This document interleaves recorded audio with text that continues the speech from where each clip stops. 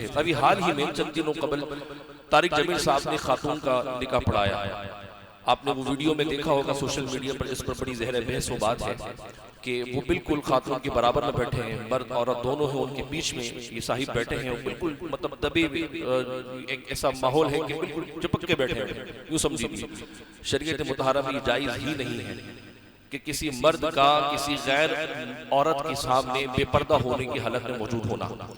फिर वो इंसान अपने आप को मजहबी भी कहलवाए और मजहबी हो भी और तबलीग भी कर रहा हो और फिर गैर शरीय काम भी कर रहा हो, तो आप सोचिए कुरान मजीद की आयत करीमा इस मामले में ही रहनुमाई कर रही है। अब उसमें क्या है कि दो गिरोह बन गए, सोशल मीडिया में बहस चल रही है।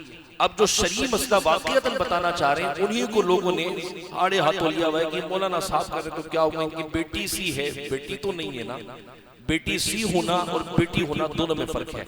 इसलिए बेटी के साथ तो आप रह सकते हैं, लेकिन जो बेटी सी भी है पर है गैर महरम, आप कहे कितनी उम्र वाले हो जाएं, लेकिन आपको शरीयत इस बात की कतई इजाजत नहीं देती कि आप किसी गैर महरम खातून के साथ बैठे, किसी गैर महरम खातून के साथ बगैर पर्दे की हालत में आप उनके साथ मौजूद हो।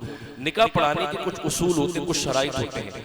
वकील मुकर्रर किया जाता है, दूल्हे की तरफ से भी होते थे पहले दौर में, आज दूल्हे की तरफ से वकील नहीं होता, लेकिन दुल्हन की तरफ से आज भी वकील मुकर्रर होता है।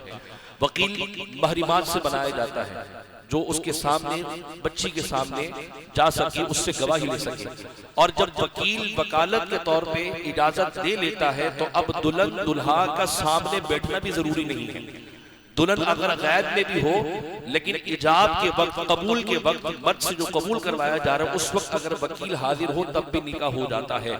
हमारे यहाँ निकाह के मामले में लेकर निकाह की हद तक तो ठीक है, लेकिन इसको होने तक में बहुत सारे गैर शरई काम आज मौजूदा दौर में हो रहे हैं। एक मिसाल तो तारिक साहब की मैंने आपको दी है, तारिक जमील साहब की, ये गैर शरई काम था। अगर कोई ये कहता है कि भाई मजहबी है, दाढ़ी है तो क्या हुआ, बैठे हुए हैं, तो इनके इस अमल को हुज्जत नहीं बनाया जाएगा।